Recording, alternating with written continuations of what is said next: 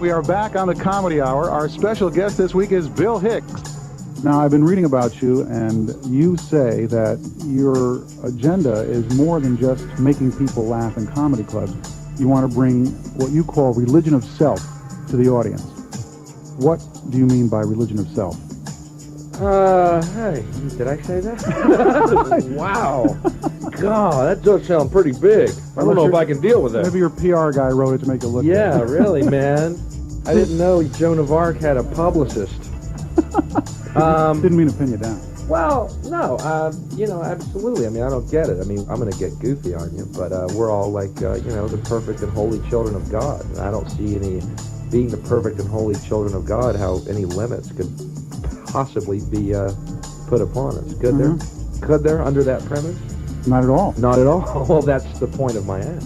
Mm-hmm. I just want to be free of the fears and anxieties of death and superstitions of religion, too, which are another thing. Being raised in a Baptist, with a God, a avenging God, a God who created hell for his children, I'm sorry, but no. Wrong. You're wrong. That's an insane God, and therefore not mine. Because, see, God would be very sane. Don't you get it? Mm-hmm. That's my act.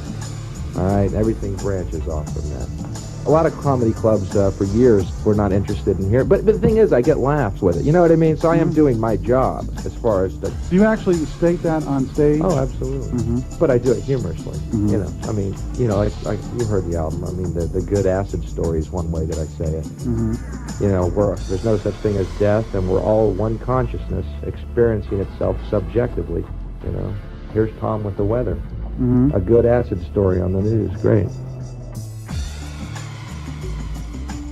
Life as we experience it's a big act. Behind this big act is the player. The player, or the self as it's called in Hindu philosophy, the Atman, is you. Only you are playing hide and seek, since that is the essential game that's going on. The game of games, the basis of all games, hide and seek.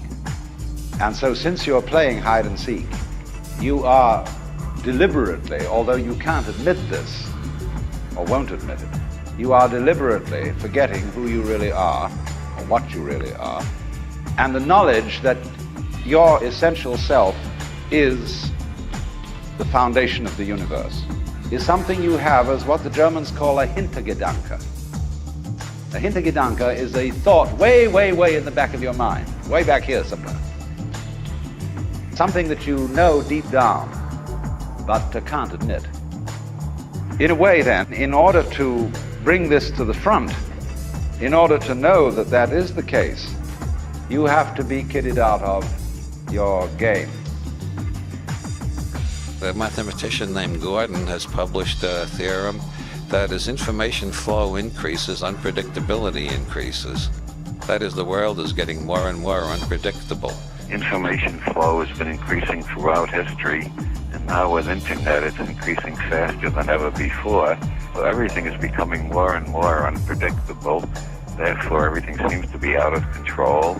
We're going through rapid changes which nobody really understands.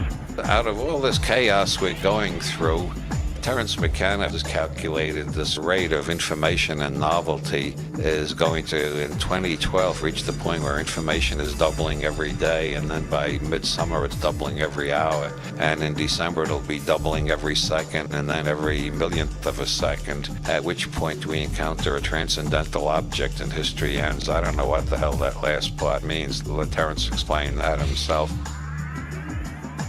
We are living through, in a 67-year period that stretches from 1945 to 2012, a compressed version of a larger historical epoch, 4,306 years long, that also ends in 2012. We are being drawn toward the attractor through shorter and shorter epochs.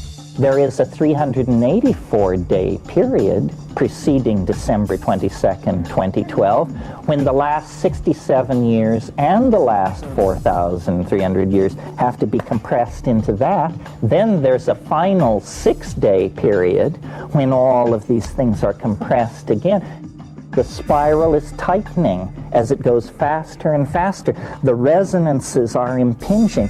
The thing is getting nuttier and nuttier and nuttier as computers link all cultures together, all informational barriers dissolve. Everything is becoming connected to everything else. Not only everything in the present moment, but all past moments as well are being drawn, compressed, squeezed toward the production of the transcendental object at the end of time, which is nothing less than all time, all space, shrunk down to an atomic dimension and handed back to us.